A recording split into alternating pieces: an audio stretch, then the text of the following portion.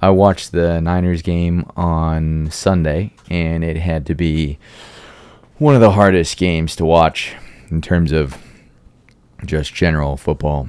I mean, I was at the park with my girlfriend enjoying a nice park day, watching the Niners game. Niners versus, I think, the Jaguars or the Panthers. Some type of jungle beast was against the Niners, and we were watching it on a streaming thing that was losing connection, so it was going in and out. It would go in, go out, and be out for like a minute or two. And every time it came back into streaming, something bad was happening again to the Niners. I mean, it was like it went in and out over the course of 30 minutes, and then the third one, there was a third pick thrown. And it was at that point we turned off the phone and just enjoyed the picnic. That's how you know your team's doing bad, is that you turn off the game and you just walk around the park quietly, because that's upsetting. And yeah, and you just got into football and you're kind of insecure about talking about it, but you felt a certain type of way. And luckily your girlfriend packed meat and cheeses, so you guys sit down and you eat meat and cheese and give yourself a horrible tummy ache while thinking about how crappy that game was. Then you look up the game a little bit later hoping there was a turnaround since you've plugged out, and it's worse than you thought and just makes you more depressed. You eat more meat and cheese and crackers. And then by the end of that, you realize that you've eaten about a pound of white cheddar cheese and that you've given yourself acid reflux. And then you're pretty much throwing up throughout the entire rest of the day, but that's okay, because at least you're not thinking about how bad the Niners lost. So that was kind of my Sunday in a nutshell. But to be fair, it wasn't all Niners' fault. I did eat about 2 packs of bacon over the course of Saturday and Sunday. So going into Sunday, I apparently burnt the bacon, so I had to eat all the bacon by myself. And I did. And I immediately regretted that. And the whole day felt like my veins were filled with viscous liquid, and it did not feel great. So trying to fix that kind of feels like an internal problem at this point. Not the first time I've eaten that much bacon, probably not the last, for being honest. But that was my Niners experience on Sunday, was overeating and then having much more physical men do bad and then be disappointed because of that. Pretty good Sunday, all in all. But next thing I want to talk about was I saw the news that the EA Games is being sold to Saudi Arabia. Rich guys in Saudi Arabia and Jared Kushner, which are not two names that are often in the news, and not often two names that are in the news together. But some of these things, it's like you think that just those two names in general popping up in the news on anything would be good reason for people to start freaking out. But those two together, buying EA Sports for $50 billion, that's a weird one. That's one that I think should raise a few eyebrows. What do you want with EA Games? Why so much money? What's going on there? Let's look into it. I'm not going to look into it, but we should.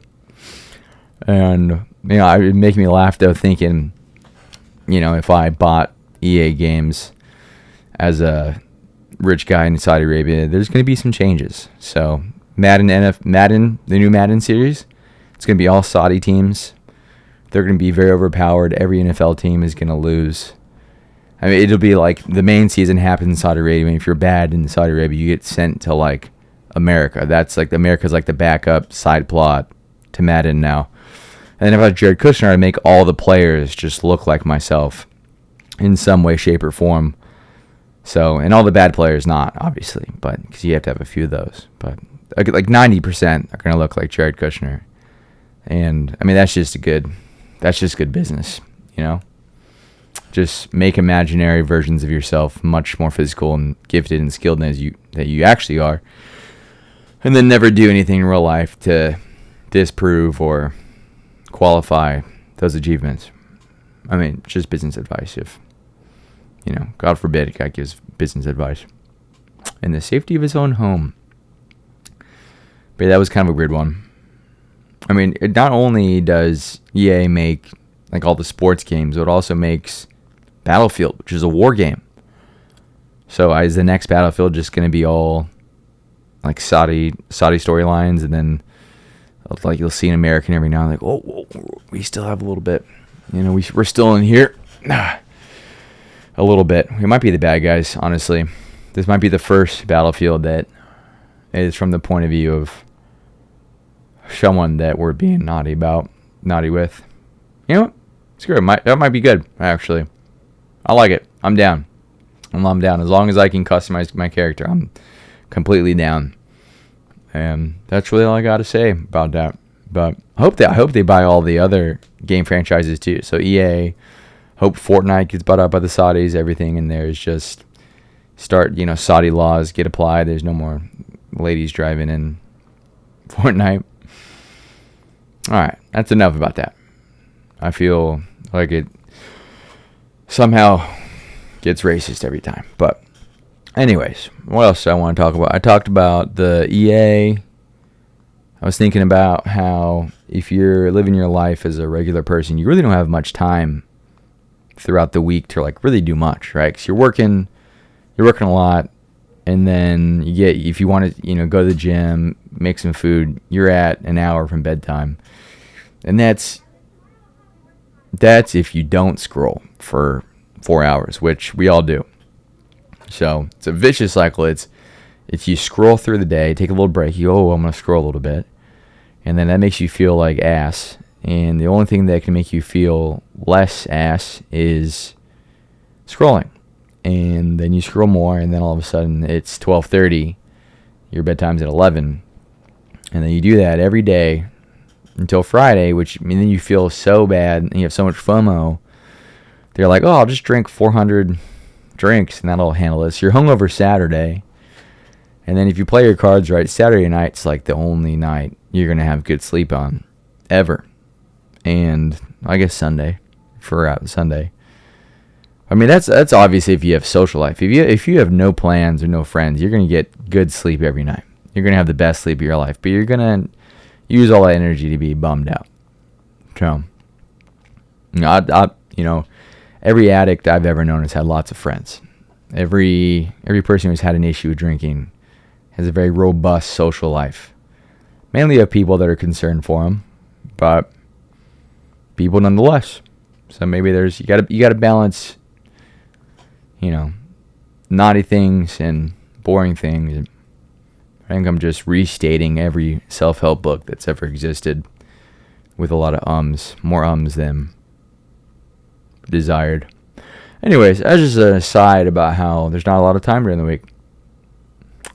Really profound stuff today. And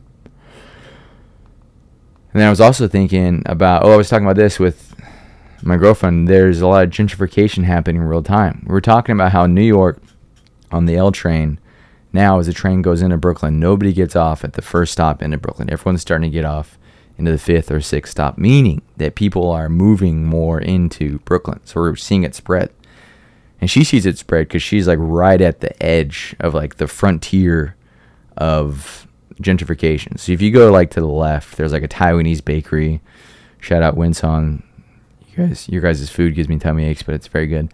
And you go to the left of it, and there's Taiwanese bakery. There's a bunch of like all these cuisines that are like all the way across the world to the left. Or then you go to the right, and there's like a Burlington coat factory, like a Taco Bell. There's people fentanyling all over. A bunch of guys staring at you for being outside. And they got a point. That's selfish of you. How dare you look at all, But, I think in about a year, she'll probably be... She's at like the outpost right now, and that's about to become a big city. So, we'll see. Fingers crossed. But, you got to be careful about where you're going for a midnight walk for a Diet Coke. If you go left, you're in good hands. But if you're in right, it's anyone's game. So anyways, just talking about that.